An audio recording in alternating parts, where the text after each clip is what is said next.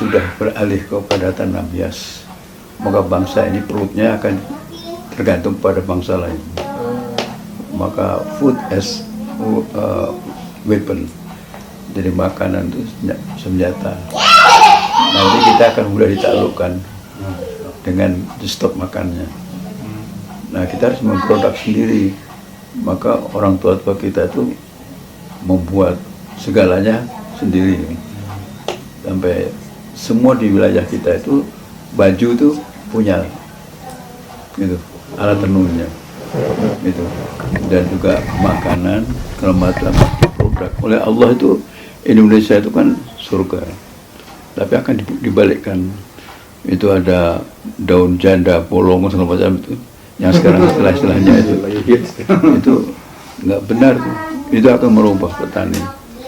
Dan satu harganya 150 kan di HP ini. Ada yang 400. Ada yang dari Jogja itu sampai satu rumah itu 750 juta gitu. Itu pohon dan satu. Oleh Allah ya dihantam dengan adanya apa itu, bencana itu hilang semuanya pohon. Waktu ada Merapi meletus, itu kemurkaan Allah gitu, membuat tanah-tanah itu digunakan untuk yang lain gitu. Jadi kita itu sebenarnya itu menolak pemberian Allah. Jadi kalau ya pesantren itu bagus itu di Lembang itu, tatanannya rapi, rumputnya indah. Ya saya bilang ini apa itu tidak Islami. Ini akan mengubah para petani menyukai juga itu, karena itu mendatangkan keuangan. Saya tanya itu ditanam di pinggir-pinggir jalan itu, kenapa nggak ditanami apa itu dia nggak menjual tanaman yang indah tapi bisa dinikmati dalam kehidupan. Ini bisa Pak, jadi duit itu saya nikmati. Ya, kalimatnya begitu. Jadi itu kalau sudah sawah-sawah dikepung oleh gedung-gedung, nilai tanahnya kurang, dan kemudian dijual, petani-petaninya mengerjakan yang lain. Itu pabrik-pabrik itu semua anak perempuan menjadi pekerjanya, anak laki-lakinya menjadi ojek. Itu nilai motor itu akan turun. Sekian tahun yang akan datang, tanah makin naik. Nah, nggak ngerti itu petani-petani ini. Itu dakwah itu harus itu nilai tanah. Itu Israel itu bisa berdiri karena beli tanah aja.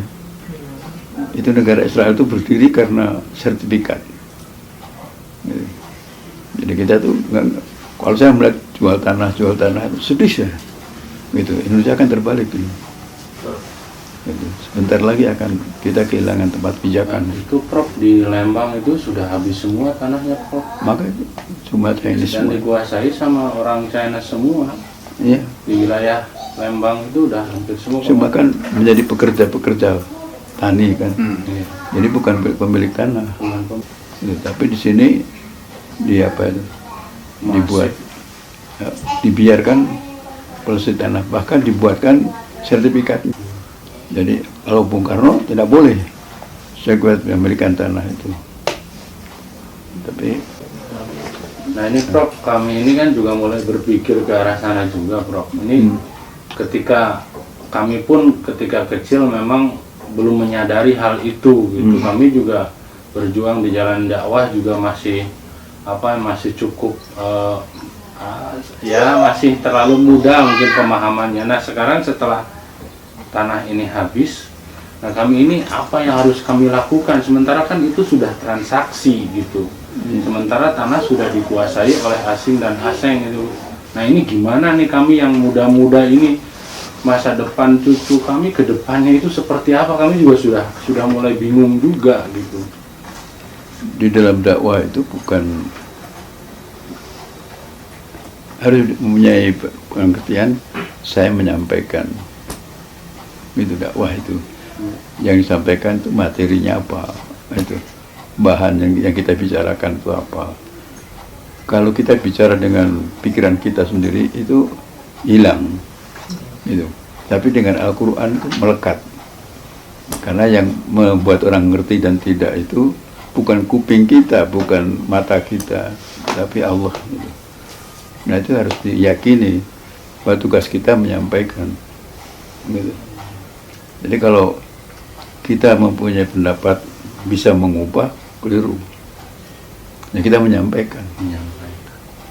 Itu dalam Al-Quran disebutkan kuntu khaira ummatin ukhrijat linnas. Itu ya karena ucapan-ucapannya itu bisa menimbulkan ta'muruna bil ma'ruf wa tanhauna 'anil munkar. Nah hari ini kita kehilangan tanah. Juga zaman dulu itu ada terjadi tanggal 8 Maret itu 42 di Kalijati itu.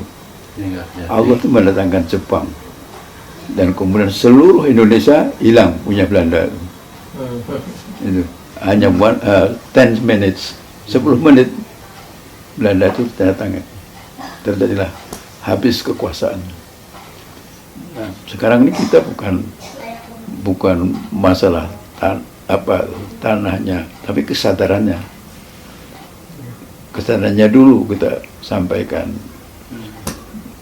Itu nanti akan kembali kepada kita.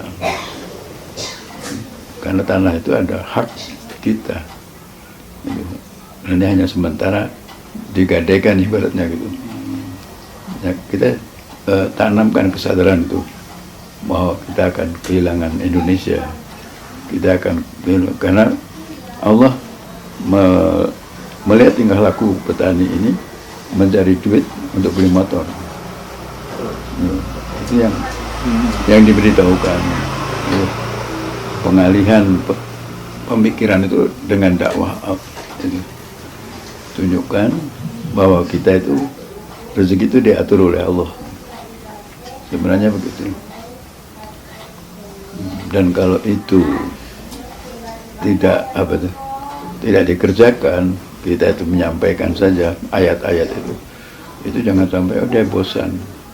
Jangan mengatakan begitu. Allah merintahkan itu menyampaikan.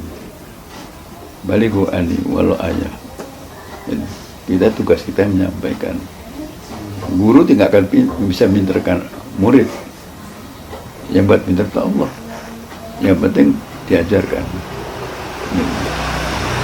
Nah, anak-anak kecil itu kan bisa nulis. Siapa yang ngajari? Guru kan. Nah itu kan membuat anak itu ngerti. Dan kemudian anak itu bisa ngaji, yang ngajari siapa? Guru. Nah itu hanya menyampaikan. Dia berbahasa Sunda karena tiap harinya mendengar bahasa Sunda. Itu kita itu kalah dengan orang-orang Inggris itu, anak-anaknya kecil-kecil bahasa Inggrisnya pinter. Tapi sini untuk jadi PNS harus bisa bahasa Inggris. Udah tua-tua. Nah, karena tidak terbudaya gitu. Jadi kegiatan membiasakan itu. Nah kita harus tujuan kita itu dakwah itu apa? Menyampaikan. Kalau tidak perlu ada dalam surat apa ya? Atau juga ada bahwa bahasa-bahasa Al-Quran itu kalau disampaikan mengembang. Gitu. Kalau bahasa-bahasa yang bikinan kita sendiri atau ilmu-ilmu yang lain itu menguap. Nah itu harus diyakini gitu. Dan juga jangan sampai saya kan hanya sedikit begini, hanya 8 orang atau berapa ini. Kalimat itu kalimat yang tidak tahu sejarah. Sejarah itu diubah oleh kelompok kecil. Artinya kreatif minority, kelompok kecil yang kreatif. Saya buat IMM itu sampai sekarang berjalan. Saya buat itu mendirikan BKM itu, Badan Komunikasi Pemuda Masjid. Saya ikut hanya dengan pisang goreng di ruangan itu di dekanat Unisba. Lalu kita ngomong, kita sekarang bikin Badan Komunikasi Pemuda Masjid sampai sekarang.